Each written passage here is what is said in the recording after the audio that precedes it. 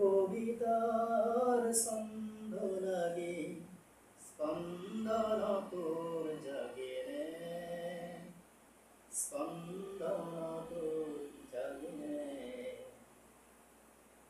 পৰজনমৰ ভূগোলগনত লগন কৰি গ'ল তেজৰ বলেৰে লিখি যাম ইতিহাস এই বিপ্লৱী বীৰ অধিনায়কৰে মোৰ জীৱনৰ আকাশত ইন্দ্ৰধনু গঢ়িম বিলতে হালিছে ধুনীয়া পদবী অগুৰু মোৰ শংকৰ পৰিবৰ কিনো ইয়াৰ পৰাই হয়তো আপোনালোকে অনুভৱ কৰিব পাৰিছে যে মই কোনোবা এগৰাকী বিশেষ ব্যক্তিৰ কথা আজি সোঁৱৰাব বিচাৰিছোঁ হয় আপোনালোকে ঠিকেই বুজিছে সেইগৰাকী হৈছে জাতীয় চেতনাৰে উদ্বুদ্ধকাৰী এক বিপ্লৱী সত্তা দিন দুখী নিচলাৰ প্ৰকৃত স্বাধীনতাক কাঢ়ি আনিবৰ কাৰণে ৰাজনৈতিক সংগ্ৰামত অৱতীৰ্ণ হোৱা এক বিপ্লৱী জননেতা কলাগুৰু বিষ্ণুপ্ৰসাদ ৰাভা কলাগুৰু বিভূতিৰে কলাগুৰু উপাধিৰে বিভূষিত বিষ্ণুপ্ৰসাদ ৰাভাৰ আৰু আজি তেখেতক সুঁৱৰি আমাৰ বিশেষ অনুষ্ঠান ৰাভাদেৱৰ আভা কিছু গীত কিছু কথা কিছু গান আৰু আজি মোৰ লগত উপস্থিত আছে আমাৰ এগৰাকী গীতিকাৰ কবি লেখক সাহিত্যিক এগৰাকী বিষয় শিক্ষক শ্ৰী জ্যোতিপ্ৰসাদ কলিতা তেখেতৰ সৈতে কথা পাতিম বিষ্ণুপ্ৰসাদ ৰাভাৰ সম্পৰ্কে জানিম গীত শুনিম আৰু আপোনালোকক তাৰমানে চেষ্টা কৰিম চাই থাকিব ভিডিঅ'টো আগৰে কলাগুৰু বিষ্ণুপ্ৰসাদ ৰাভা যাৰ বিষয়ে সংক্ষেপত কৈ আমি শেষ কৰিব নোৱাৰোঁ তথাপিও 31 জানুৱাৰী 1909 চনত ঢাকা চহৰত তেওঁৰ জন্ম হৈছিল তেতিয়াৰ বেংগল প্ৰেচিডেঞ্চি আৰু মৃত্যু আজিৰ তাৰিখ অৰ্থাৎ 20 জুন 1969 চন 60 বছৰ বয়সত অসমৰ তেজপুৰত তেওঁৰ মৃত্যুবৰণ হৈছিল অৰ্থাৎ অসমে হেৰুৱাইছিল এক বিপ্লৱী সত্তা দিন দুখী নিচুৱাই হেৰুৱাইছিল নিজৰ বলিষ্ঠ কণ্ঠ আৰু ইয়াৰ মৃত্যুৰ কাৰণ যদি আমি জানিবলৈ যাওঁ তেনেহ'লে আমি এই কথা পাওঁ যে তেখেতৰ কৰ্কট ৰোগত মৃত্যু হৈছে যি কৰ্কট ৰোগ আজি এক বিভীষিকাৰ ত্ৰাসৰ কাৰণ হৈ আছে নিৰ্মূলৰ কাৰণেও উপায় চিন্তা কৰিব লগা হৈছে কৰ্কট ৰোগত যেন কোনেও নপৰে তাৰ কাৰণে প্ৰত্যেকেই সজাগ সচেতন সাৱধান হ'বলগীয়া হৈছে কলাগুৰু বিষ্ণুপ্ৰসাদ ৰাভাৰ তেখেতৰ জীৱন তেখেতৰ সাম্যবাদী আন্দোলন এই সকলোবিলাক কথাত আমি খুব কম সময়ত আলোচনা কৰিবলৈ চেষ্টা কৰিম আপোনালোকে চাই থাকিব স্বাগতম জনাইছোঁ আজিৰ অনুষ্ঠানটোলৈ কলাগুৰু বিষ্ণুপ্ৰসাদ ৰাভা বুলি ক'লে আচলতে আমাৰ জাতীয় চেতনাৰ উদ্বুদ্ধকাৰী এক অভিপ্ৰায়মূলক সত্তা সেই সত্তাক আমি নুই কৰিব নোৱাৰি সেই সত্তাক আমি সন্মুখত ৰাখি আমাৰ জাতীয় চেতনাবোধক সন্মুখত পোৱা যেন আমাৰ অনুভৱ হয় আৰু আমি কাম কৰিবলৈ আগবাঢ়িছোঁ আজিৰ এই পবিত্ৰখনৰ প্ৰাক মুহূৰ্তত আপুনি কেনেকৈ সুঁৱৰিব কলাগুৰু বিষ্ণুপ্ৰসাদ জয়জয়তে মই JNKD নিউজৰ স্বত্বাধিকাৰ মেনেজিং ডাইৰেক্টৰ ৰবীন্দ্ৰনাথ কৃষ্ণদেৱক মই ধন্যবাদ জ্ঞাপন কৰিছোঁ আজি এই বিশেষ দিনটোত তেখেতৰ ষ্টুডিঅ'ত মোক আমন্ত্ৰণ কৰি এগৰাকী মহান কলাকাৰৰ জীৱনৰ বিষয়ে আলোকপাত কৰাৰ যি সুযোগ দিছে আৰু তেখেতে কথা অৱতাৰণা কৰিছে মহান ব্যক্তিজনৰ বৈপ্লৱিক জীৱন সাংগীতিক জীৱন মই আজি তেখেতৰ 56 সংখ্যক মৃত্যু তিথিত প্ৰথমতে মই গুৰুজনাক প্ৰণাম কৰি শ্ৰদ্ধা নিবেদন কৰিছোঁ আজি সঁচাকৈ আমাৰ সমগ্ৰ অসমবাসীৰ কাৰণে এটি লেখক ল'বলগীয়া দিন আজিৰ দিনটোত সমগ্ৰ অসমবাসীয়ে বিভিন্ন ধৰণে মহান শিল্পীগৰাকী বৰেণ্য শিল্পীগৰাকী সৈনিক শিল্পীগৰাকীক শ্ৰদ্ধা নিবেদন কৰিছে আৰু আমাৰো সেই নিশ্চয় বিনম্ৰ তেওঁ আজিৰ দিনটোত মই তেখেতক মোৰ হৃদয়ৰ অন্তঃকৰণেৰে মই শ্ৰদ্ধা নিবেদন কৰিছোঁ কাৰণ তেখেতৰ যি জীৱনৰ পৰিক্ৰমা এই জীৱন পৰিক্ৰমাৰ বিষয়ে আলোচনা কৰিলে আমাৰ অসমৰ সমগ্ৰ মানুহৰ সমগ্ৰ সত্তাটোৱেই তেখেতৰ লগত জড়িত হৈ আছে আৰু এগৰাকী মানুহ পূৰ্ণাংগ মানুহ হ'বলৈ যিখিনি গুণৰ প্ৰয়োজন জীয়াই থাকিবৰ কাৰণে যিখিনি অনুপ্ৰেৰণা উৎসাহ অনুপ্ৰেৰণা লাগে সেইখিনি আমাৰ গুৰুজনাই কলা গুৰুজনাই আমাক সকলোকে দি থৈ গৈছে। আৰু এই ক্ষেত্ৰত আমাৰ কিছু ব্যক্তিয়ে তেখেতৰ এই মহান আদৰ্শক শ্ৰদ্ধা জনাইছে আৰু কিছুমানে হয়তো আমাৰ জীৱনৰ ধাম ধুনীয়া কৰি তেখেতৰ এই যি কলা সাধনাক সম্পূৰ্ণৰূপে কলা সাধনাক অৱগাহন কৰিব পৰা নাই। যিয়ে নহওক কিন্তু আমি সকলোৱে গৌৰৱান্বিত যে আজিৰ দিনটোত অসমৰ সমগ্ৰ জাতি বৰ্ণ ধৰ্ম নিৰ্বিশেষে প্ৰতিগৰাকী ব্যক্তিয়ে তেখেতক ক্ষণিকৰ বাবে হ'লেও শ্ৰদ্ধা নিবেদন কৰিছে। আজিও মই গৌৰৱান্বিত যে তেখেতৰ এই মহান মৃত্যু তিথিত মই আজি তেখেতক শ্ৰদ্ধা নিবেদন কৰিব পাইছোঁ। যিহেতুকে কলাগুৰু বিষ্ণুপ্ৰসাদ ৰাভা বুলি ক'লে তেখেতৰ গীতৰে যদি আমি তেখেতক পুৰণি নজনাওঁ তেনেহ'লে ক'ৰবাত আজিৰ এই মৃত্যু দিৱস পালন কৰাটো অপূৰ্ণ হয়। নিশ্চয় নিশ্চয় তেখেতৰ স্মৃতিত তেখেতৰ এটি গীতেৰে তেখেতলৈ শ্ৰদ্ধাঞ্জলি জনাই আমি প্ৰয়াস কৰিছোঁ যে তেখেতে নিজৰ পৰিয়ালৰ পৰা শুনক কলাগুৰু বিষ্ণুপ্ৰসাদ ৰাভালৈ শ্ৰদ্ধাঞ্জলি কৰক অৰ্পিত ধন্যবাদ জ্ঞাপন কৰিছোঁ। কাৰণ কলাগুৰুজনাৰ জীৱনৰ বিশ্লেষণ কৰিবলৈ গ'লে তেখেতৰ প্ৰথমে আমি আলোচনা কৰিব লাগিব তেখেতৰ সাংগীতিক জীৱন। তেখেতে সেই সাংগীতিক জীৱনত তেখেতৰ যি সৃষ্টি সেই সৃষ্টিয়ে নতুনকৈ পাহি মেলিছিল সংগীতৰ জৰিয়তে, কলাৰ জৰিয়তে, অভিনয়ৰ জৰিয়তে। আৰু তেখেতে যিবিলাক গীত আজি আমি আওৰাইছোঁ, প্ৰতিগৰাকী শিল্পীয়ে শ্ৰদ্ধা নিবেদন কৰিছে, তেনেকুৱা বহুতো গীত আছে। সেই গীতবোৰৰ ভিতৰত আমি বিশেষ কিছুমান গীতক আমি সকলোৱে শ্ৰদ্ধা কৰিছোঁ আৰু আমাৰ সকলোৰে হয়তো কৰিছিলোঁ। তেনেকুৱা গীত এটি মই এটি আঁকি আওৰাব বিচাৰিছোঁ। আৰু এই গীতটো আছিলে তেখেতৰ জীৱনৰ এটি উল্লেখযোগ্য গীত। অতি তেখেতৰ জীৱনলৈ যেতিয়া সংঘাত নামি আহিছে তেতিয়া তেখেতে এই গীতটো ৰচনা কৰিছে। চেষ্টা কৰিছোঁ। লগনো কলি গ'ল তেওঁ যে নহ'ল কোৱা মনৰ কথাটি মোৰ ইয়াতে বুকুতে ৰোৱা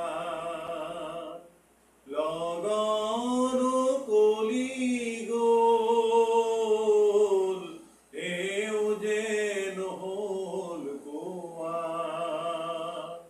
মলয়াই কাণে কাণে হিয়াৰ বতৰাৰে কুসুমৰ পাহে পাহে হিয়ায়ো গীত জুৰে শুনিছানে সেই সুৰ পৰাণত তোলা মোৰ হৃদয়ৰ গোৱা গান ভাল পোৱা তেওঁ যে নহ'ল কোৱা। সঁচাকৈয়ে তেখেতৰ গীত অতি শ্ৰুতিমধুৰ গীত। আৰু যিসকল শিল্পীয়ে তেখেতৰ গীত আওৰাইছে, কলাগুৰু বিষ্ণুৰাভ ৰাভাদেৱৰ গীত আৰু জ্যোতিপ্ৰসাদৰ গীত যিসকল শিল্পীয়ে চৰ্চা কৰিছে, সেই শিল্পীসকলে প্ৰকৃত শিল্পী। আচলতে আমি তেনেকুৱা শিল্পী নহওঁ। তেখেতৰ এগৰাকী গুণমুগ্ধ সংগীতৰ অনুৰাগী ব্যক্তিহে আমি। তথাপিও মনত কিছুমান উদ্যম আকাংক্ষা থাকে যে এই গীতবিলাক যদি আমি নাওৰাওঁ, আমাৰ নৱপ্ৰজন্মক যদি আমি এই সুৰৰ কিছু চানেকি দি থৈ নাযাওঁ, তেতিয়াহ'লে হয়তো এটা সময়তে গীতবিলাক আমাৰ মাজৰ পৰা হেৰাই যাব। সেয়ে আমাৰ বিনম্ৰ প্ৰয়াস। নিশ্চয়কৈ যে কলাগুৰু বিষ্ণুপ্ৰসাদ ৰাভাদেৱৰ এই গীতসমূহ হেৰাই নাযায়, তাৰ কাৰণে আমাৰ বৰ্তমান যি উদীয়মান শিল্পীসকল আছে তেখেতসকলে ইয়াক সযতনে মঞ্চতে হওক অথবা ৰেকৰ্ডিং যোগে হওক ইয়াক সংৰক্ষণ আৰু ইয়াক প্ৰচাৰ প্ৰসাৰ কৰিবৰ কাৰণে নিশ্চয়কৈ প্ৰয়াস কৰিব। কলাগুৰু বিষ্ণুপ্ৰসাদ ৰাভা তেখেতে সাম্যবাদী আন্দোলনৰ প্ৰচাৰ কৰিছিল আৰু জন্মৰ পৰা শৈশৱ কাললৈ মেধাসম্পন্ন তীক্ষ্ণ বুদ্ধিসম্পন্ন আছিল কলাগুৰু বিষ্ণুপ্ৰসাদ ৰাভা। গোপাল চন্দ্ৰ ৰাভা আৰু কেতিবালা ৰাভাৰ সন্তান আছিল কলাগুৰু বিষ্ণুপ্ৰসাদ ৰাভা। আৰু তেখেতৰ দাম্পত্য জীৱনত সংগিনী হিচাপে লৈছিল প্ৰিয়বালা দত্ত, কনকলতা মেধি আৰু মোহিনীবালা বসুমতাৰী। আমি আমাৰ গোটেই সাংস্কৃতিক ক্ষেত্ৰখনত যদি চেষ্টা কৰি চাওঁ, দেখিবলৈ চেষ্টা কৰোঁ, আমি যত্ন কৰোঁ, প্ৰয়াস কৰোঁ, তেখেতৰ জীৱনৰ আমি প্ৰতিটো পৃষ্ঠা গৱেষণা কৰোঁ তেতিয়াহ'লে আমি দেখিম যে কলাগুৰু বিশ্ববিদ্যালয়ৰ শৈশৱ কালৰে পৰাই মেধা সম্পন্ন আছে ছাত্ৰ অৱস্থাত তেখেতৰ শিক্ষাৰ বুদ্ধিদীক্ষতাও গুৰুসকলে দেখিবলৈ পাইছে আপুনি কেনেদৰে তেখেতৰ শৈশৱ কালৰ পৰাই যি চেতনাবোৰ তেখেতৰ শৈশৱৰ যিটো শৈক্ষিক যাত্ৰা তাৰ লগত আপুনি কেনেদৰে নিজক আগবঢ়াই দিব বিচাৰিব এইটো এটা ডাঙৰ প্ৰশ্ন এইটো সঁচাকৈ খুব চিন্তনীয় বিষয় যে কলাগুৰু বিষ্ণুপ্ৰসাদ ৰাভা আছিলে তেখেতে বহুতে কৈছে যে তেখেতে পুনৰ চামুচ লৈ জন্মগ্ৰহণ কৰিছিল পিছৰ জন্মত তেখেতে পিছৰ সময়ছোৱাত তেখেতে দৰিদ্ৰ জনগণৰ মাজত সোমাই পৰি তেখেতৰ পৈতৃক সম্পত্তি পৰ্যন্ত দৰিদ্ৰ জনগণৰ মাজত বিৰাই দিছিলে এই যে মহানুভৱতা এয়া যে বদান্যতা এইটো নিশ্চয় আমাৰ জীৱনতো আমি প্ৰতিফলিত নিশ্চয় কৰিব লাগে কিন্তু আমি পৰা নাই আৰু সেইবাবে হয়তো কলাগুৰু বিষ্ণুপ্ৰসাদ ৰাভা আমাৰ কাৰণে মহান বুলি আমি নিশ্চয় তেখেতক আমি নামাকৰণ কৰিব লাগিব এই ক্ষেত্ৰত মই ক'ব বিচাৰিছোঁ যে আমি সকলোৱে জানো যে কলাগুৰু বিষ্ণুপ্ৰসাদ ৰাভাৰ পিতৃ আছিলে গোপাল চন্দ্ৰ ৰাভাদেৱ তেখেতে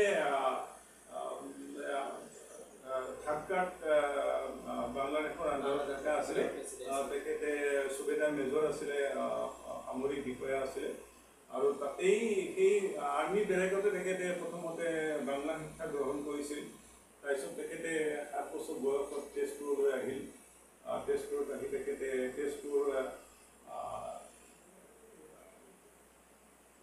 কলেজ আছিলে চেণ্ট পল কলেজত প্ৰথমতে তেখেতে হেৰি কৰিছিলে যে তেজপুৰ চৰকাৰী উচ্চ মাধ্যমিক বিদ্যালয়ৰ পৰা তেখেতে প্ৰথম বিভাগত সমগ্ৰ অবিভক্ত দৰং জিলাৰ ভিতৰতে প্ৰথম স্থান পাই মেট্ৰিক পাছ কৰিছিল আৰু তেখেতে এই ক্ষেত্ৰত এই শিক্ষাৰ যিটো যোগ্যতা সেই যোগ্যতা উপযুক্ত যোগ্যতা দেখি তেখেতে কুইন এম্প্ৰেছ বঁটা লাভ কৰিছিল সোণৰ পদক আৰু সেইটোৱে তেখেতৰ জীৱনলৈ এটা নতুন গতি আনি দিছিল তেখেতে তেনেকৈ আগবাঢ়ি গৈছিল তাৰ পিছৰ পৰ্যায়ত তেখেতে কলিকতালৈ গৈছিলে ৰিপন কলেজত পঢ়িবলৈ গৈছিল ৰিপন কলেজত তেখেতে পদাৰ্থ বিজ্ঞানত হায়াৰ ছেকেণ্ডেৰী পঢ়িবলৈ ল'লে তাতো তেওঁ শিক্ষাৰ্থীৰে পাছ কৰিলে তাৰপিছত তেওঁ আমাৰ তেতিয়া লগে লগে আমাৰ গণ আন্দোলন আৰম্ভ হৈছিলে স্বাধীনতা সংগ্ৰামৰ ঢৌ আহিছিলে 1930 চনত তেতিয়া তেখেতে সেই সময়ত তেজপুৰৰ পৰা গৈ পেলাই কলিকতাত উচ্চ শিক্ষা ল'বলৈ গ'ল তাতে শিক্ষাৰ্থীৰে প্ৰথম বিভাগত প্ৰথম স্থান লৈয়ে তেখেতে পদাৰ্থ বিজ্ঞানতো তেখেতে সুফল লাভ কৰিবলৈ কলাগুৰু বিষ্ণুপ্ৰসাদ ৰাভা বুলি ক'লে এটা সংগ্ৰামী কথা এটা সংগ্ৰামী চেতনা আৰু সাংস্কৃতিক জীৱনৰ মাজত কলাগুৰু বিষ্ণুপ্ৰসাদ ৰাভাক আপুনি কেনেধৰণে অংকন কৰিব বিচাৰিব বা কেনেদৰে তেখেতৰ যি জীৱনৰ সংগ্ৰামী কৰি আপুনি কেনেদৰে প্ৰভাৱ কৰিব জীৱন সংগ্ৰাম তেখেতে আৰম্ভ হৈছিলে তেখেতৰ আমি এটা কথা ক'ব বিচাৰিছোঁ যে আমাৰ ঋষি টলষ্টয় আমাৰ ইংলেণ্ডৰ কবি বাইৰন তেখেতসকলৰ যিটো জীৱন বিখ্যা এই জীৱন বিখ্যাৰ ওপৰত ভিত্তি কৰিয়েই আমাৰ কলাগুৰু বিষ্ণুপ্ৰসাদ ৰাভাদেৱে তেখেতৰ জীৱন পৰিচালিত কৰিছিল তেখেতসকলৰ যি জীৱনশৈলী বহু সম্পত্তি আছিলে বহু ধনৰ গৰাকী আছিলে কিন্তু ফলশেষত তেখেতসকলে সমগ্ৰ তেখেতসকলৰ সম্পত্তিবিলাক ৰাইজৰ মাজত বিতৰণ কৰিছিলে আৰু আমাৰ বাইৰন হৈ পৰিছিলে এগৰাকী প্ৰকৃতিপ্ৰেমী এজন কবি আৰু টলষ্টয় হৈ পৰিছিলে এগৰাকী জমিদাৰৰ সন্তান হৈ তেখেতে শেষত একেবাৰে সন্ন্যাস জীৱন লৈছিলে এইটো আমি অধ্যয়ন কৰি কিছু কথা পাইছোঁ তেনেকুৱা এটি সংগ্ৰামী সত্তা আছিলে যে নিজৰ মাতৃভূমিক প্ৰথমতে তেখেতে ভাল পাইছিল আৰু মাতৃভূমিক ভাল পাই তেখেতে ভাল পায়েই ক্ষান্ত থকা নাছিল এই মাতৃভূমিত অসমৰ মানুহবিলাকে কেনেকৈ জীৱন নিৰ্বাহ কৰিছে প্ৰকৃত নিষ্পেষিতজনৰ জীৱনৰ যিটো সংগ্ৰাম এই সংগ্ৰামত তেখেতে মূৰ পাতি লৈ পেলাই তেখেতসকলক জীৱনৰ যাতে আচল তথ্যখিনি দিব পাৰে আচল আনন্দ দিব পাৰে জীয়াই থকাৰ যিটো প্ৰেৰণা দিব পাৰে তাকে তেখেতে চেষ্টা কৰিছিল আৰু তেখেতে যদিও এটা পৰিশীলিত জীৱন লৈছিল জীৱন এটা সংগ্ৰাম লৈছিল কিন্তু তেখেতে এই শৈক্ষিক জীৱনত তেখেতে স্বাধীনতা সংগ্ৰামত জপিয়াই পৰিছিল আৰু আমাৰ এই যি স্বাধীনতা এই স্বাধীনতা এটি ভুৱা স্বাধীনতা বুলি তেখেতে মানি লৈছিল আৰু সেইটোৱে তেখেতে আহিছিলে প্ৰথম ৰোপত কৰিছিল আমাৰ দেশীয় চৰকাৰ পৰৱৰ্তী সময়ত তেখেতে কমিউনিষ্ট পাৰ্টি গঠন কৰি 1945 চনত তেখেতে মাৰ্ক্সবাদী কমিউনিষ্ট পাৰ্টিত তেখেতে যোগদান কৰিছিল। কাৰ্ল মাৰ্ক্সৰ আৰু এইকাৰণে হয়তো কলাগুৰু বিষ্ণুপ্ৰসাদ ৰাভাৰ বিভিন্ন সময়ত তেওঁ আত্মগোপন কৰিব লগা হৈছিল। তেখেতে 1946 পৰা 52 চনলৈকে অজ্ঞাতবাস কাটিব লগা হৈছিল। সমগ্ৰ অসমৰ পাহাৰে ভৈয়ামে কথাতে আছে যে তেখেতে শদিয়াৰ পৰা ধুবুৰীলৈ, ভূটানৰ পৰা কাছাৰলৈ তেখেতে সমগ্ৰ এই দুখীয়া নিচলা জনগণৰ মাজত সোমাই পৰিছিল আৰু আত্মগোপন কৰি তেখেতে এই জাতিটোক সমগ্ৰ এই বিভিন্ন সিঁচৰিত হৈ থকা অসমীয়া জাতিটোক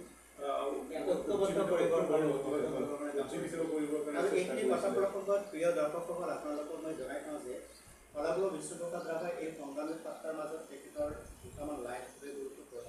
তেওঁ কৈছিল যে ৰাজ্য আছে দুইটি পাঠা, একটা সাদা, একটি কালো, একটি সাদা। রাজ্য যদি মঙ্গল চাও দুইটি পাঠা বলি দাও। এই যে কথা, এই কথাটোৰ মাজতে কিন্তু স্পষ্টভাৱে বুজি পোৱা গৈছে এই যে সাদা পাঠা আৰু কলা পাঠা কাৰ হ'ব বিচাৰিছে। সেইটো আচলতে খুব গুৰুত্বপূৰ্ণ কথা। তেখেতে যেতিয়া কোচবিহাৰত ভিক্টোৰিয়া কলেজত পঢ়িছিলে, তাতে তেখেতে ছাত্ৰ নেতা হিচাপে পৰিগণিত হৈছিল। তাত যিটো আমাৰ চৰকাৰী বাসভৱন আছিলে, তাত অফিচাৰবিলাক থাকে, ইংৰাজৰ বিষয়া থাকে আৰু আমাৰ দেশীয় চৰকাৰৰ বিষয়া থাকে। তাত আছিলে এজন হাটচিনচন চাহাব আৰু দেৱান খাস্তি নামৰ দুগৰাকী ব্যক্তি, এজন আমাৰ ভাৰতীয়, এজন আমাৰ ইংৰাজ চাহাব। এই দুজনেই আমাৰ কোচবিহাৰৰ যিটো উত্তৰ অঞ্চলত তেখেতে শাসনৰ মুৰব্বী হিচাপে তাত কাম কৰিছিলে, সেই কাৰ্যালয়ৰ পৰা তেখেতে কাম কৰিছিল। আৰু ৰাভাদেৱে কি কৰিছিল যে সেই তেখেতসকলৰ এই যিটো বাসভৱন, কমিশ্যনাৰৰ বাসভৱনত তেখেতে এটি কবিতা লিখিছিলে ঠিক এই ধৰণে, ৰাজ্য আছে দুইটি পাঠা, একটি কালো একটি সাদা, ৰাইজে যদি মংগল চায় দুইটি পাঠাই গঢ়ি দাও। তাৰমানে তেখেতে এইটোৱে ক'ব বিচাৰিছিল যে আমাৰ দেশীয় চৰকাৰখন, দেশৰ নেতা পালি নেতা আৰু আমাৰ বিদেশী যিটো শাসনকৰ্তা, এই সকলোৱে মিলি পেলাই আমাৰ দেশখন শোষণ কৰিছে, নিষ্পেষণ চলাইছে। আৰু আমি যদি দেশৰ মংগল চাওঁ, জনসাধাৰণক এই উঠি অহা প্ৰজন্মক বা যিটো পদদলিত মানুহক যদি আমি নিজৰ দেশখনৰ বিষয়ে আমি ভাল ধৰণে স্বদেশ প্ৰেম যোগাই কৰিব পাৰোঁ, আমি শান্তিৰে বাস কৰিব পাৰোঁ, সেইটো পৰিৱেশ যদি আনিব পাৰোঁ, তেতিয়াহ'লে আমি এই দুয়োগৰাকী স্বদেশী আৰু বিদেশী দুয়োগৰাকী ব্যক্তিকে আমি বিসৰ্জন দিব লাগিব, বলি দিব লাগিব। তেতিয়াহে আমাৰ পৰা হয়তো এইকাৰণে তেওঁ নিজে গীতৰ মাজতে ক'ব বিচাৰিছিল, বিশ্ববিদ্যালয় নজোৱান ওলাই অহা গতিকে কলাগুৰু বিষ্ণুপ্ৰসাদ ৰাভাৰ কবিতাৰ মাজত, গীতৰ মাজত আমি প্ৰিয় দৰ্শকসকল, যিহেতুকে মই কৈছোঁ যে ৰাভাদেৱৰ বিষ্ণুপ্ৰসাদ ৰাভাদেৱৰ আজি মৃত্যু দিৱস, 56 মৃত্যু দিৱস। আৰু এই মৃত্যু দিৱসত ৰাভাদেৱৰ ৰাভা শীৰ্ষ এটি বাৰ্তা ভাৰতবৰ্ষতে আছে। কবি, সাহিত্যিক, গীতিকাৰ জ্যোতিপ্ৰসাদ ৰাভাৰ কলিতাৰে।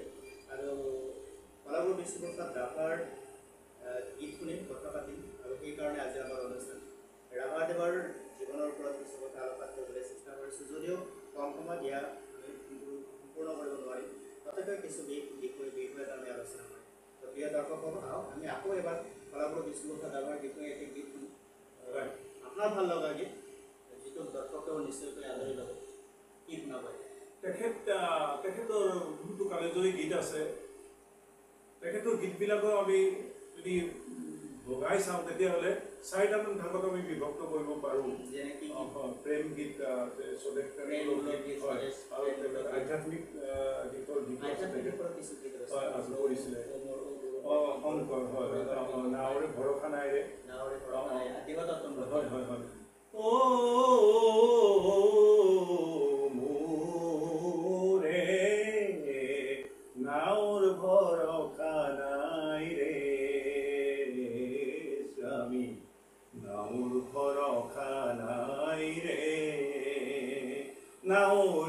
নাৱৰীয়াবোৰে ঘূৰিব ঠামাৰে, নাৱৰীয়াবোৰে ঘূৰিব ঠামাৰে, গোবিন্দৰ নাম গাই ৰে হে স্বামী, নাৱৰ ভৰসা নাই ৰে।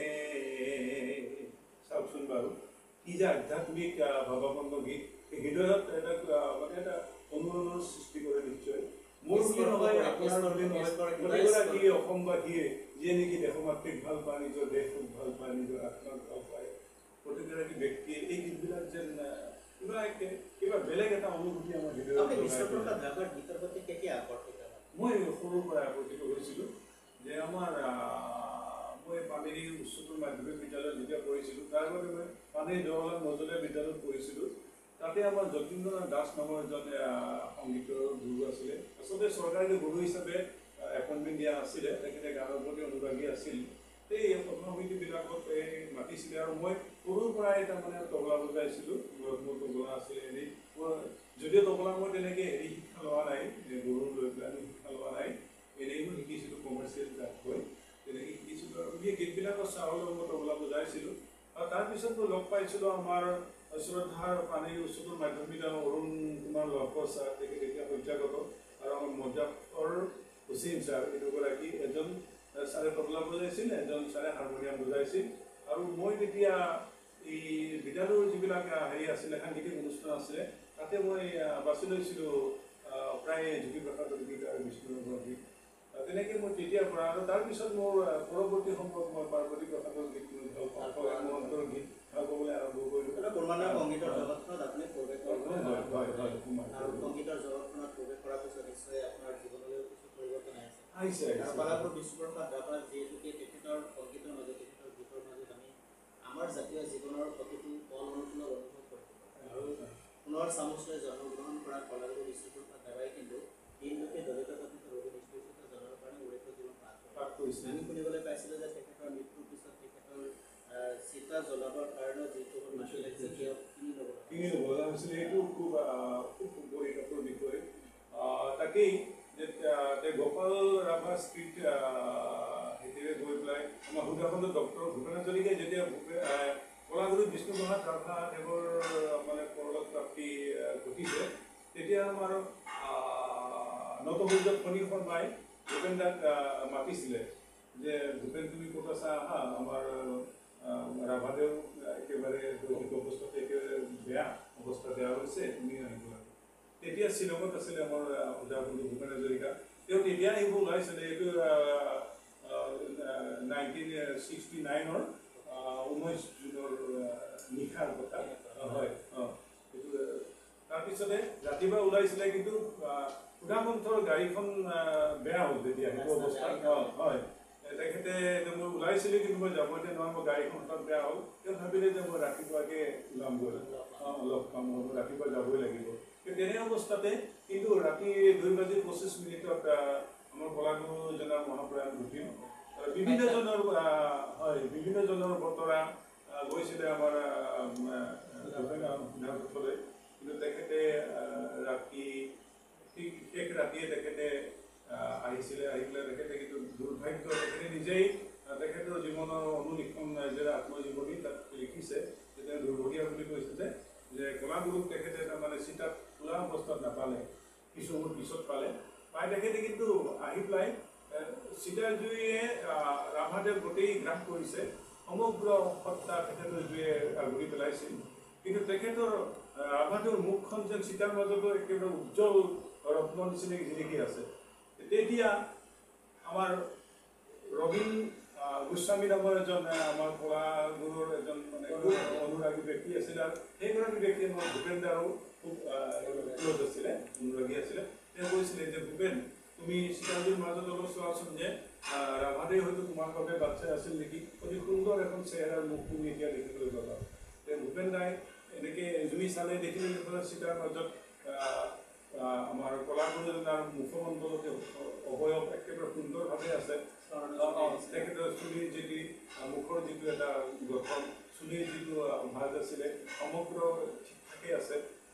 সুধাকণ্ঠই এই চকুৰ টুকি দুপাৰী ফুল এই চিতাতেই তেখেতৰ অৰ্পণ কৰিছে আৰু শ্ৰদ্ধা জনাইছিল। আৰু তেখেতে ক্ষমা বিচাৰিছে যে গুৰু কলাগুৰু, মই খুব অপৰাধী, উপযুক্ত সময়ত মই আপোনাৰ শ্ৰদ্ধা নিবেদন কৰিব নোৱাৰোঁ। এনেকুৱা কিছুমান যিবিলাক কথা, যিবিলাক ঘটনা আমি কেতিয়াও আচলতে কি হয়, গুণীজনৰ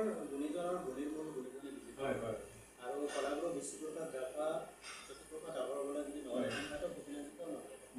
তেখেতে কৈছে মই এটা ক'ব বিচাৰিছোঁ অনুলিখনত তেখেতৰ যিটো আত্মজীৱনী কৈছে যে ভূপেন হাজৰিকাই কৈছে যে জ্যোতিপ্ৰসাদ আগৰৱালা আৰু কলাগুৰু বিষ্ণুপ্ৰসাদ ৰাভাই যদি তেখেতক সুধাকণ্ঠক কলিকতালৈ লৈ নগৈ গীত ৰেকৰ্ডিং নকৰালেহেঁতেন শৈশৱত যদি লগ নাপালেহেঁতেন হয়তো ভূপেন হাজৰিকাই আজি বিশ্ব বৰেণ্য শিল্পী নহ'লহেঁতেন। তেওঁ কৈছে যে মই সাধাৰণ এটা কোৰ্টৰ মই এজন সাধাৰণ উকিল হিচাপে মই জীৱন যাপন কৰিব লাগিব।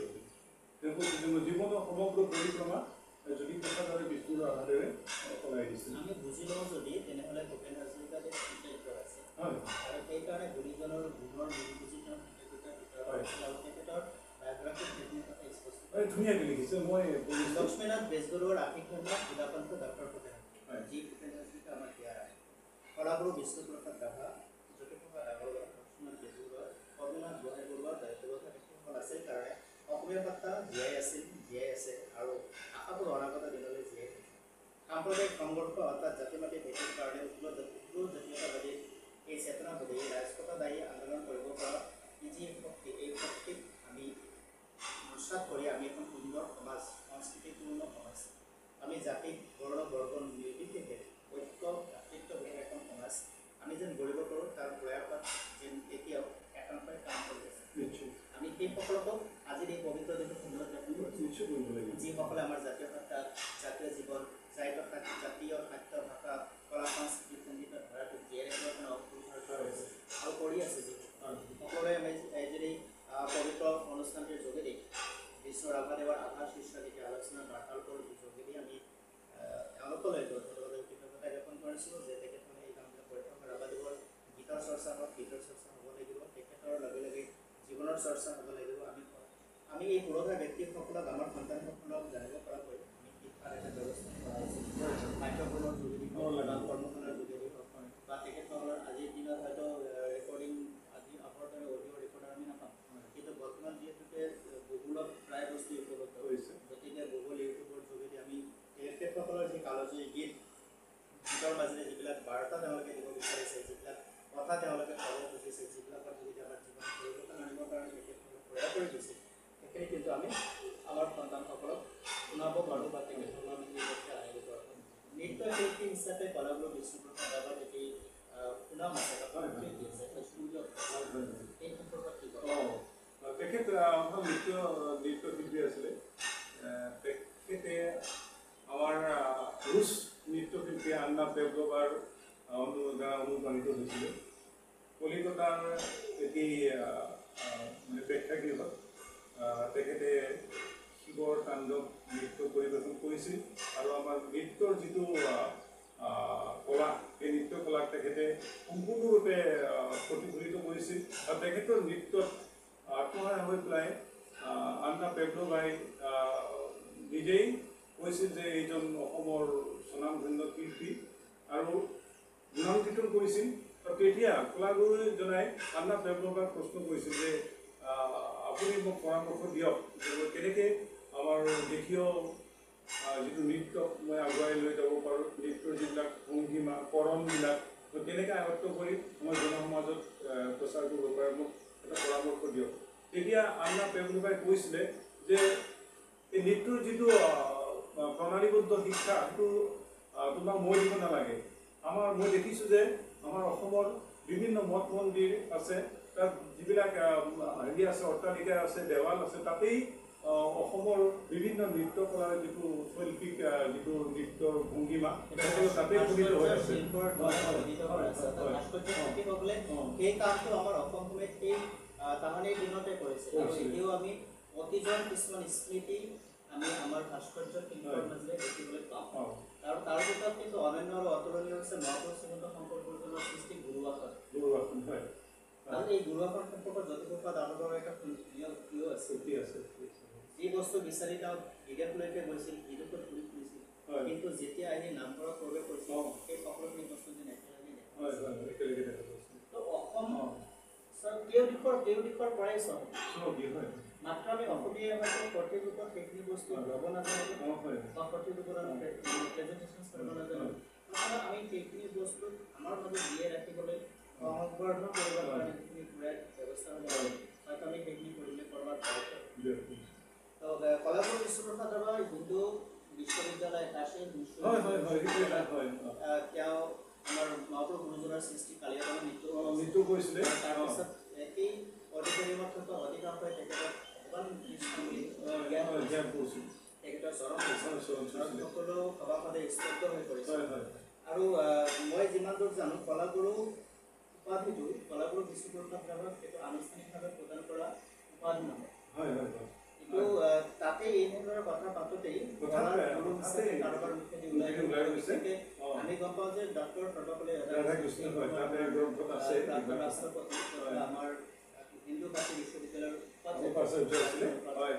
ডক্টৰ সৰ্বপল্লী ৰাধাকৃষ্ণৰ মুখেদি কলাগুৰু দিছিলে কলাবিদ শ্ৰেষ্ঠ কলাবিদ আৰু তেনেদৰে বস্তুটো ক্ৰমান্বয়ে আগবাঢ়ি আহিলে আৰু গৈ কলাগুৰু বিশ্বপ্ৰসাদ ৰাভা হিচাপে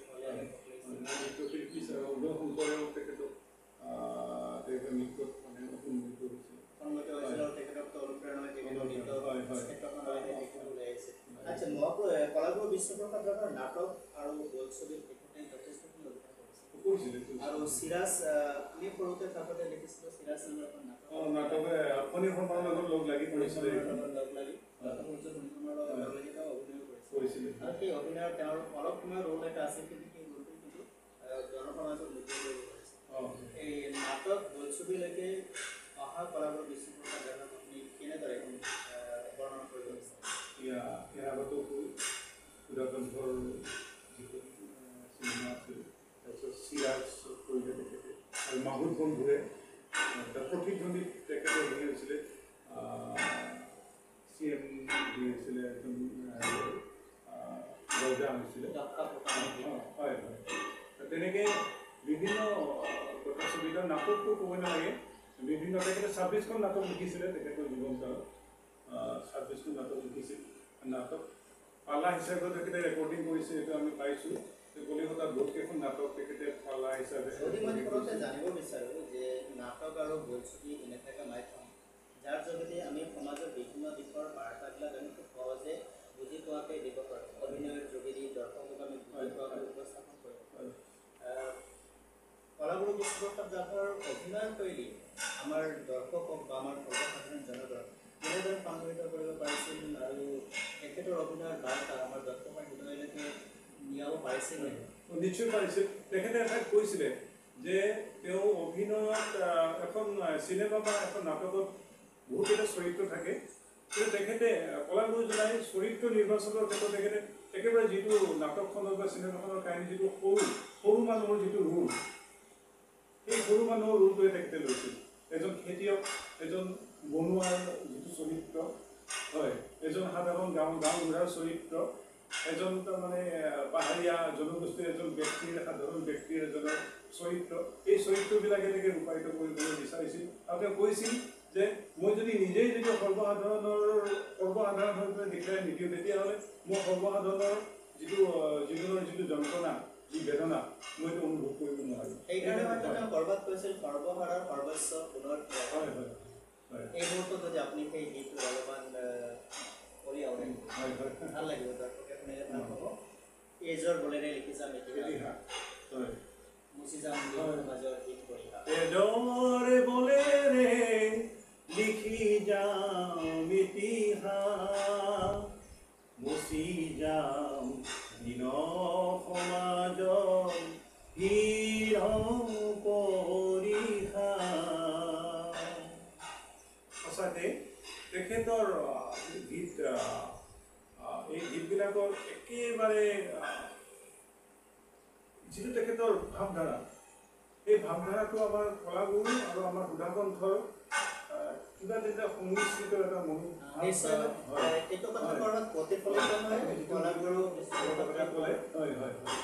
হিন সমাজৰ হিন পৰিৱেশৰ মুচিবৰ কাৰণে তৈয়াৰ কৰিছিল তাৰ কাৰণে প্ৰয়োজন আছিল মানুহে মানুহৰ বাবে জানিব পৰা চিনিব পৰা বুজিব পৰা মানুহৰ হৈ কাম কৰা মানুহে মানুহৰ বাবে আৰু সেইকাৰণে হয়তো ভূপেন হাজৰিকাই অনুভৱ কৰিছিল মানুহে মানুহৰ বাবে যদিহে সকলো কাৰণে এই যি কথাবিলাক এই কথাবিলাকত মানে আমাৰ মৰ্মাৰ সেই মৰ্মাটো যদি আমি বুজিবলৈ যাওঁ তেনেহ'লে আমি এই কথাটো খুবেই সহজত বুজিবলৈ পাম যে আমি যদি আমাৰ নিজৰ জাতীয় চেতনাত বেগক যদি কনফ্লিক্ট কৰিব নোৱাৰোঁ, চিৰসেউজ কৰিব নোৱাৰোঁ, তেনেহ'লে আমি সদায় দিন দুখী দৰিদ্ৰ হৈ কাৰোবাৰ তলতীয়া বৰতীয়া বুলি আমাৰ ভাল থাকিব। গতিকে আমাৰ কথা এটা আছে বা আমি এই কথাটো বুজিবলৈ পাওঁ যে আপুনি যদি নিজেই সবল আৰু সফল হ'ব বিচাৰে তেনেহ'লে আপুনি নিজক জানিব লাগিব, বুজিব লাগিব আৰু জড়িত কথিত ৰোগী নিষ্পৃষ্টজনক দমন কৰিব পৰা ঠিক শক্তিৰ সৈতে বুজিব পৰা শক্তি আৰু সামৰ্থ্য দুয়োটাই দেখাব পাৰিব।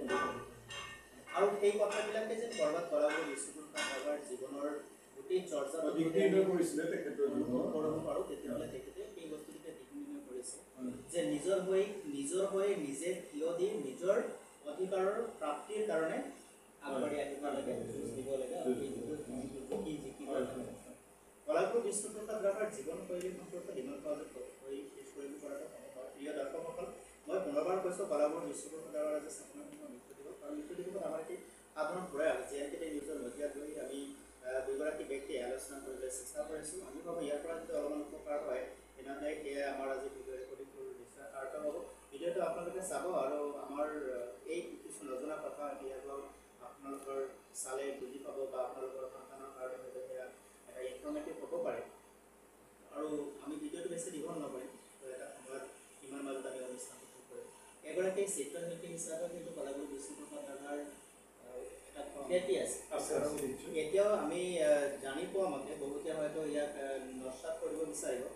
এতিয়াও মহাপুৰুষীমত শংকৰ গুৰুজনাৰ এটি কাল্পনিক চিত্ৰ কলাগুৰু বিষ্ণুপ্ৰসাদ ৰাভাই অংকন কৰিছে আৰু সেই কাল্পনিক চিত্ৰটো বৰ্তমান সমাজত বহু লাখ লোকেই কিন্তু শংকৰদেৱ হিচাপে বিবেচনা কৰি এতিয়াও পূজা কৰি আছে বা তেওঁৰ স্মৃতিত আনিবলৈ চেষ্টা কৰিছে।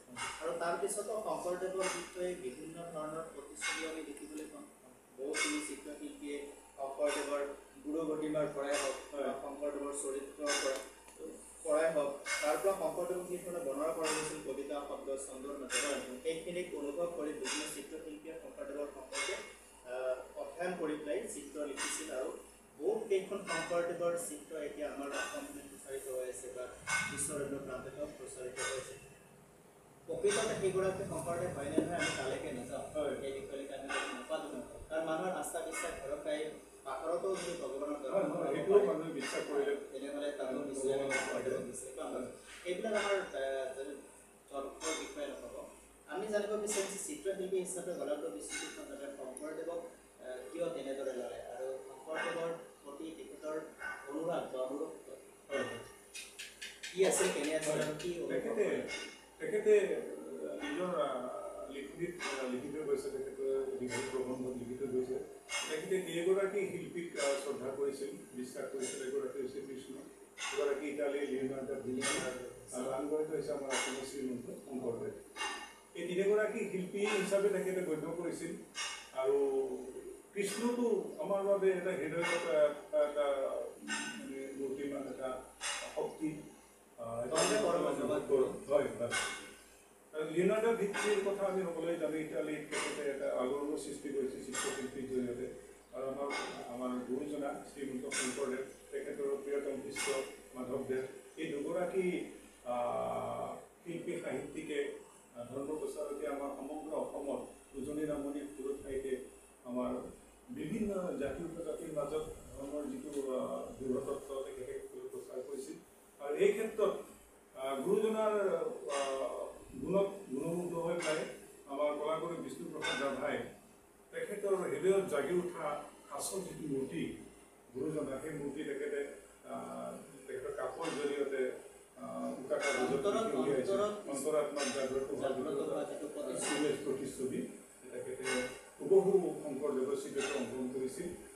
আমি সেই চিত্ৰৰ ছবি আমি এতিয়া নামঘোষাত আমি শংকৰদেৱৰ চিত্ৰৰ কলাগুৰুজনে অঁকা চিত্ৰটো আমি এতিয়া নিশ্চয় নামঘোষাখন যিখন আছে মাধৱদেৱৰ বিৰচিত, এইবিলাক ঘোষাৰে আবৃত হৈ আছে কিতাপখন।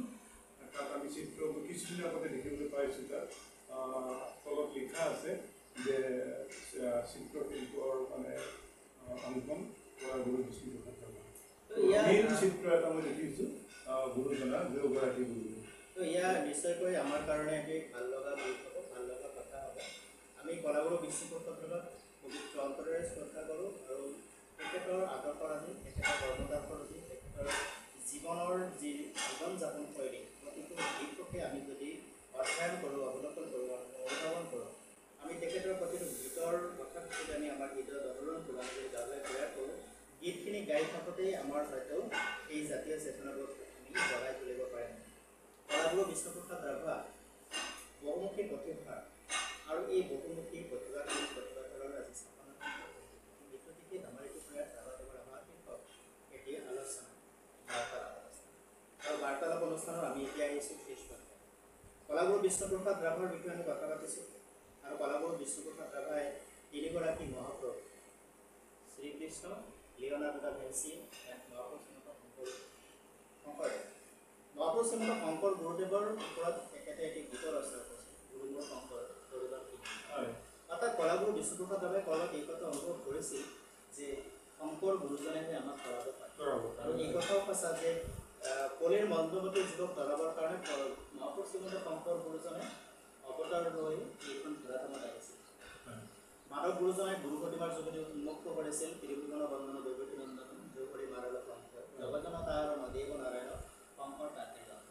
এইগৰাকী মহাপুৰুষ গুৰুজনে একৰ হৰিনাম ধৰ্মৰ যোগেদি ভক্তিৰ কণ্ঠ সকলোকে আনি জাতি বৰ্ণ বৰ্গ নিৰ্বিশেষে চলিত পাতি সমস্তজনকে এক কৰি মুক্তিৰ পথত আৰোপ কৰিবলৈ সক্ষম হৈছে। মহাপুৰুষ গুৰুজন নাথাকিলে হয়তো আমি এতিয়াও তান্ত্ৰিকৰ কলা বিশ্বাসৰ তলত এতিয়াও আমি কিন্তু তাৰ পৰা এতিয়া সেই তান্ত্ৰিকতা বিশ্বাসৰ পৰা আমি আঁতৰাই আহিছোঁ আৰু ভগৱতীৰ যি শিক্ষিতৰ প্ৰভাৱ, যি ভক্তি প্ৰতিপদ শীতল চাত আমি আজি মুক্তিৰ পথ ল'বলৈ সক্ষম হৈছোঁ। এই মুহূৰ্তত এই গীতটো আপুনি কৰাব পাৰিব নেকি, গুণগুণাই দিব পাৰিব নেকি? গুৰুমূৰ শংকৰ কৰিবা কি নকৰা বিশেষকৈ খুব জানিব লগা আৰু এটা সুন্দৰ গীত। কলাগুৰু বিষ্ণুপ্ৰসাদ ৰাভাৰ সৃষ্ট প্ৰতিটো গীতৰ মাজতে আমি বহুত অনুভৱ উপলব্ধি বা বহুত জ্ঞান বা বহুত শিক্ষা পাব পাৰোঁ। কিন্তু তাৰ ভিতৰত যিহেতুকে আমি আজি জাতীয় চেতনাবোধৰ কথা পাতিছোঁ, কলাগুৰু বিষ্ণুপ্ৰসাদ ৰাভাৰ জীৱন চৰিত্ৰৰ কথা পাতিছোঁ আৰু কলাগুৰু বিষ্ণুপ্ৰসাদ ৰাভাৰ সৈতে গীতৰ মাজত প্ৰকাশিত হোৱা গুৰুমূৰ শংকৰ, তেওঁ গুৰুজনাক গুৰু বুলি বিবেচনা কৰিছিল, মানি লৈছিল আৰু তেওঁৰ বিষয়ে তেওঁৰ ওচৰত কেনেকৈনো কৰিব পাৰি তাৰ উপায় বিচাৰিছিল। আহক জ্যোতিপ্ৰসাদ কলিতাৰ কণ্ঠত এই গীতটি পুনৰবাৰ আমি শুনিবলৈ যত্ন কৰিছোঁ। গুৰুমূৰ শংকৰ তৰিবাৰ কিনো পায়, গুৰুমূৰ শংকৰ তৰিবাৰ কিনো পায়, গুৰু ভাটিয়ে যাবলৈ শ্ৰী শংকৰ গুৰু বালিতে বান্ধিলে পজা, ও ৰাম ৰাম বালিতে বান্ধিলে পজা, চকুৰি ভকতে চাপৰি ধৰিছে, চকুৰি ভকতে চাপৰি ধৰিছে, আপুনি লগাইছে ঘোষা, হে ৰাম ৰাম আপুনি লগাইছে ঘোষা, গুৰু নাওসী মলুৱা বঠাসী মলুৱা, আৰসী মলুৱা চৈ, হে ৰাম ৰাম আৰসী মলুৱা চৈ, চৈৰে ভিতৰে গুৰুজন বহিছে, চৈৰে ভিতৰে গুৰুজন বহিছে, চকুৰি ভকতক লৈ, হে ৰাম ৰাম চকুৰি ভকতক লৈ। মহাপুৰুষ শ্ৰীমন্ত শংকৰ গুৰুজনাই একৰ হৰিনামসমূহ প্ৰৱৰ্তন কৰি জগতৰ লোকক বলিৰ মন্দমতী যুগত ভকতিৰ পথ প্ৰদৰ্শন কৰি ৰাজমাৰ্গ তৈয়াৰ কৰে নিকুতি পথত উঠিবৰ কাৰণে যি কৃপা কৰিলে, সেই কৃপাধন্য আমি এই নৰতন আৰু এই অপবৰ্গ নৰতন লাভ কৰি অসম ভূমিত ধন্য আমি অসমীয়াই লাভ কৰিলোঁ এক কৃতজ্ঞ জাতি আৰু সেই কৃতজ্ঞ জাতি প্ৰদান কৰা এইসকল মহাপুৰুষ মনীষীসকলক আমি জনাইছোঁ সশ্ৰদ্ধ পৰিবাদ। তেখেতসকলৰ আশীৰ্বাদ আমি বিচাৰিম। কলাগুৰু বিষ্ণুপ্ৰসাদ ৰাভাৰ আজিৰ মৃত্যু দিৱসত আমি পুনৰবাৰ কৈছোঁ, কলাগুৰুৰ মৃত্যুৱেই আমাক আজিও দেখিত কৰে, আজিও সুখৰ কৰে। তেখেতসকলৰ অৱৰ্তমানত আজি আমি দিশাৰ হেংদাং দিবলৈ হেংদাং লোৱাবলৈ আজি নাচিত নাই। বদনৰ পৰা মুক্ত কৰিবলৈ আজি লাচিত নাই। দিন দুখী দৰিদ্ৰ দলিত পতিত ৰোগ নিষ্পৃষিত জনগণৰ কণ্ঠক সবল কণ্ঠলৈ ৰূপান্তৰিত কৰিবলৈ আজি কলাগুৰু। দিন দুখী আৰ্তজন মানুহে মানুহৰ বাবে জগাই তুলিবলৈ আজি উদাকণ্ঠ ডক্টৰ ভূপেন হাজৰিকা। আৰু তেওঁলোকৰ অৱৰ্তমানত আমি নিজক সবল কৰিব লাগিব। তেওঁলোকে আমাক সবল কৰাটো বিচাৰিছে। আমি আমাৰ অধিকাৰ নিজেই আদায় কৰি আনিব লাগিব। এই কথা তেওঁলোকে আমাক তেওঁলোকৰ জীৱনৰ মাজেৰে ত্যাগৰ মাজেৰে শ্ৰমৰ মাজেৰে শিকাই থৈ আছে। তেওঁলোকৰ অৱৰ্তমানত আমি অসমীয়া নহওঁ দুখীয়া বুলি সান্তনা লবিলে নহ'ব। আমি জাগি উঠিব লাগিব, জগাই তুলিব লাগিব আৰু আমাৰ প্ৰাপ্য অধিকাৰক আমি আদায় কৰিব পাৰিব লাগিব। তাকে কামনা কৰিছোঁ। আৰু সদৌ আজিৰ এই পবিত্ৰ দিনটোৰ অন্তিম ক্ষণত আপুনি কি আহ্বান আগবঢ়াব আমাৰ অসমীয়া সমাজলৈ, যুৱ প্ৰজন্মলৈ, আমাৰ সংগীতৰ জগতত পদাৰ্পণ কৰা প্ৰতিগৰাকী নবীন প্ৰবীণ শিল্পীলৈ, আমাৰ জাতীয় বুদ্ধিজীৱী চিন্তাজীৱী আমাৰ অসম চৰকাৰ। ধন্যবাদ। আজিৰ এই দিনটোত মই মোৰ নিজৰ অনুভৱবোৰ ব্যক্ত কৰিব বিচাৰিছোঁ যে আজিৰ এই মহান কলাকাৰ এজনৰ ৫৬সংখ্যক মৃত্যু দিৱসত আমি সকলোৱে একতাবদ্ধ হৈ গুৰুজনাই কলাগুৰুজনাই এৰি থৈ যোৱা যিবিলাক কলা সংস্কৃতিৰ আধৰুৱা কাম, সেই কামবোৰ যাতে আমি সকলোৱে মিলি জুলি কৰিব পাৰোঁ। আমাৰ মাজত নাথাকক কোনো জাতি বৰ্ণ ধৰ্ম আৰু কোনো ভেদাভেদ। আমি সকলোৱে মিলি আমাৰ জাতীয় সংস্কৃতি, জাতীয় সাহিত্য, আমাৰ নিজৰ জাতিটোক, আমাৰ নিজৰ দেশখনক যাতে আমি সৰ্বাংগ সুন্দৰ কৰি তুলিব পাৰোঁ, তাৰে আশা কৰিছোঁ। আৰু মই নৱপ্ৰজন্মক তাকেই আহ্বান জনাম যে আমাৰ কলাগুৰুজনাই এৰি থৈ যোৱা যিবিলাক কলা সংস্কৃতি, সেই কলা সংস্কৃতিক বহুত আঁকোৱালিলৈ তেওঁলোকে এই সংগীতৰ সাধনা কৰক। এৰি থৈ যোৱা তেখেতে এৰি থৈ যোৱা আধৰুৱা কৰি থৈ যোৱা সাহিত্যৰ যিবিলাক কৰ্ম, সেই সাহিত্যকৰ্মবিলাক আগুৱাই দিয়ক, সম্পূৰ্ণ কৰক। আৰু দেশীয় চৰকাৰখনে যাতে এই মহান কলাকাৰসকলক, সাহিত্যিকসকলক যাতে উচিত মৰ্যাদা দি জনমানসত আগতকৈ বেছি মহিয়ান উদ্দীপ্ত কৰি তুলিব পাৰিব, তাৰে কামনা কৰিছোঁ। আৰু আজি এই যে নেকি মজিয়াত ষ্টুডিঅ'ত মোক এগৰাকী অতিথি হিচাপে আহ্বান জনাইছিলে আমাৰ মেনেজিং ডাইৰেক্টৰ যতীন্দ্ৰ কৃষ্ণদেৱ। তেখেতক আজি মই এই মুহূৰ্তত মোক আজি ইয়াৰে মাতি আনি সেই কলাগুৰুজনাৰ জীৱন দৰ্শনৰ বিষয়ে কিছু চমু আলোকপাত কৰাবৰ কাৰণে সুযোগ দিয়াৰ বাবে মই তেখেতক অশেষ ধন্যবাদ জ্ঞাপন কৰিছোঁ। তেখেতৰ এই অনুষ্ঠান কালজয়ী হওক, যুগজয়ী হওক। আৰু মই এইখিনিতে শ্ৰোতাসকলক মই আহ্বান জনাইছোঁ যে আমি যেন সকলোৱে মিলি জুলি তেখেতসকলৰ এই গুৰুসকলৰ, এই সংগীতৰ গুৰুসকলৰ সাহিত্য স্ৰষ্টাসকলক মানে আগুৱাই নিব পাৰোঁ। তাৰ বাবে যেন সকলোৱে সচেষ্ট হয়, তাৰে কামনা কৰি মই আজি আমি আপোনাক ধন্যবাদ জ্ঞাপন কৰিছোঁ। প্ৰিয় দৰ্শকসকল, আপোনালোকে চাই আছে মোৰ সৈতে ৰাভাদেৱৰ ৰাভানামৰ এই অনুষ্ঠান। কলাগুৰু বিশ্বপ্ৰসাদ ৰাভাৰ প্ৰতি শ্ৰদ্ধাঞ্জলি জনাই আমি এই অনুষ্ঠানটো সমানে দিশে আগবাঢ়িছোঁ। আৰু কলাগুৰু জনগোষ্ঠী পৰজন